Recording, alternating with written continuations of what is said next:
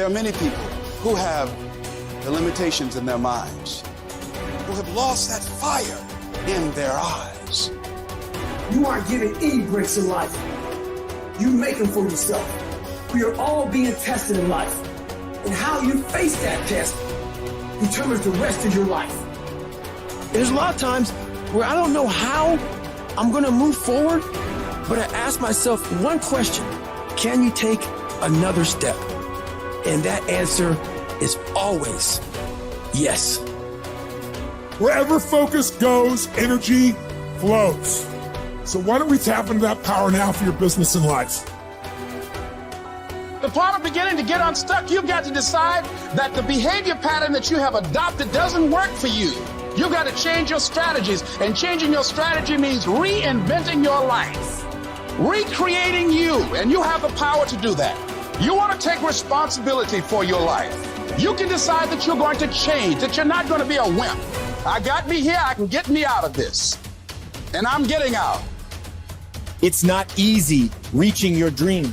It's not easy to achieve a happy and fulfilled life. It's not easy getting up every day, fighting, going through the daily struggles, getting rejected constantly, getting laughed at all the time, going through trials and tribulations, facing the pain of defeat over and over again. It is not easy, but if you do it, it is worth it.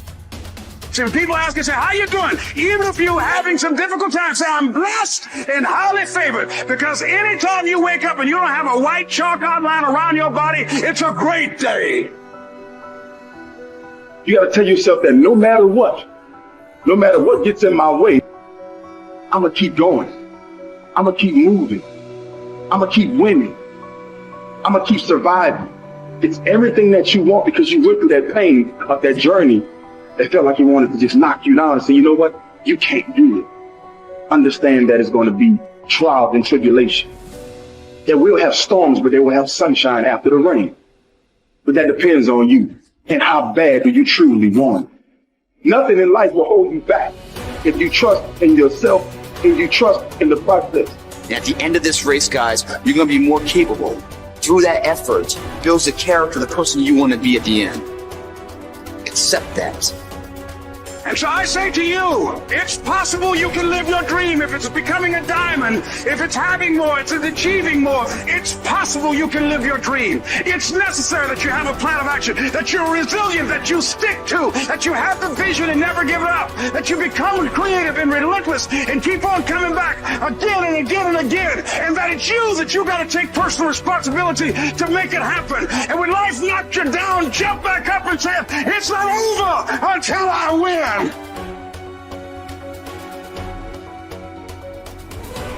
What does success look like? What does it take? A human being has come with such open sense of possibilities. Those who are committed to being successful with whatever they're doing, one important aspect of their life is, that is what gets you across so many lines in our life, so many barriers in our life.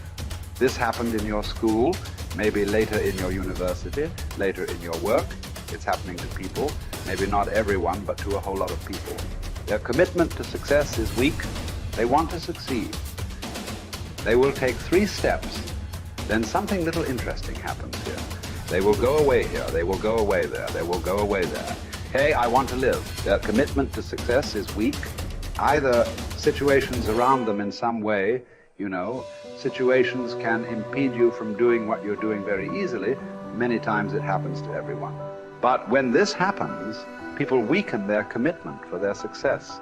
Maybe physically they'll feel a little weak. They will weaken their commitment to success. Maybe their emotions slosh around a little bit. They will weaken their commitment to success. So our commitment to success should not weaken because there is social drama going on, or physiological drama, or psychological drama. Whatever happens, your commitment to success should not weaken. That is what gets you across so many lines in our life, so many barriers in our life. So what does success look like? What does it take?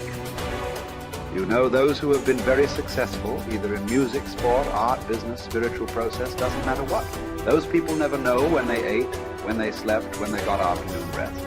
I have not seen such a thing in my life. So those who are committed to being successful with whatever they're doing, one important aspect of their life is they're not settling down where it's very comfortable. Because comfort will happen when they lower you to the very, very comfortable. Have you seen how comfortable they are? Once they're dead, if you throw them there also, they're comfortable. If you lower them, they're comfortable. Right now, it's about ensuring that there is profoundness of experience and there is impactfulness of activity. Because if they had given you a limitless amount of time, you could do all those things, nothing wrong. I'm not against it. But they gave you such a little time with such tremendous potential of being human. That's the problem. If creation had made you like an earthworm, I'm not saying there's anything wrong with it. It is just that it's a unipolar potential. It can only do that much. An earthworm is not thinking of climbing a tree because it knows it'll be picked up by the birds. It never has such aspirations. It just wants to recycle the earth. You know, it is beneficial to so many other lives, including us, but its objective is very clear: to eat and to reproduce and to die.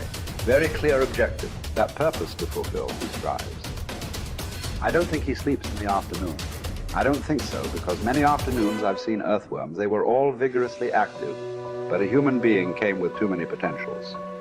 Because of that, it needs a certain level of striving for a human being to forget about the world, to consider yourself successful. If your idea of success is you're doing little better than your neighbor, I call that sickness. That is not success. You are happy that your neighbor is worse than you. Is this sickness or success? It is sickness. But in some way, you feel fulfilled with what you're doing. Let's consider that as success for now. It doesn't matter whether you're better than somebody or worse than somebody. That question should not even come up in your mind.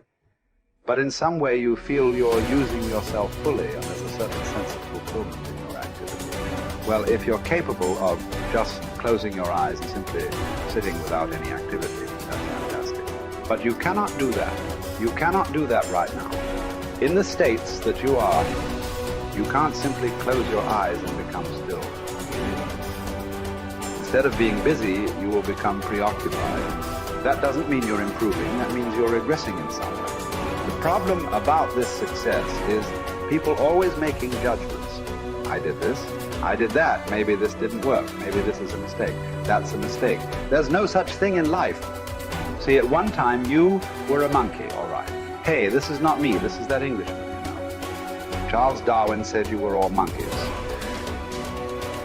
At one time you were a monkey just a brief while ago. Was it a mistake that you committed? That you were a monkey?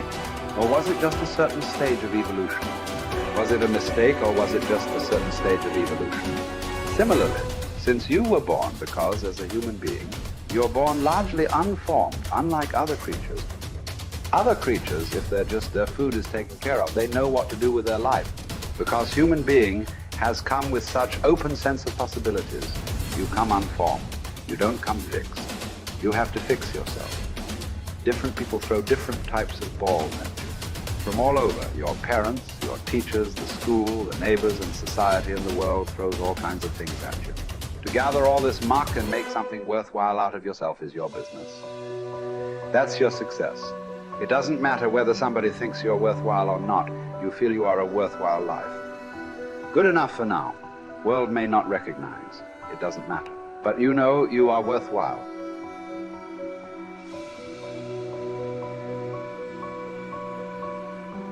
It's hard to say what the soul means metaphysically because, say beyond the confines of a single human being, we do have this sense that the soul can expand itself into something that's greater than it has been. It has this capacity for growth. And we do have the sense that the soul can expand itself to the point where it's enlightened, for lack of a better word, that it's working as efficiently as possible to transform everything that's unnecessarily painful and malevolent about the world into what's positive and good. And that it does that as a consequence of confronting the world with courage and truth. And I think that's right.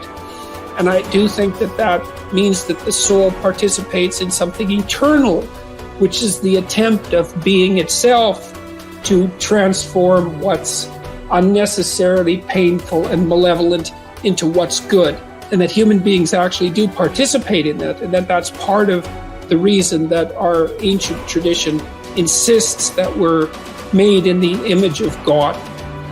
And I think that it's a mistake to underestimate the importance of that, because I don't think that you can live a life of sufficient profundity to protect yourself from being corrupted by suffering and malevolence without adopting a responsibility that's commensurate with that set of ideas. I think that you either orient yourself upward, to the star above the horizon, and try desperately to improve the structure of being, or you work at counter purposes to it and make things worse. I don't think there's a middle ground. In fact, to the degree there is a middle ground, it tilts towards the negative, because people who try to occupy the middle ground generally try to accrue the benefit, let's say, without adopting any of the risk. And that's not acceptable, not helpful. So that's a soul to me.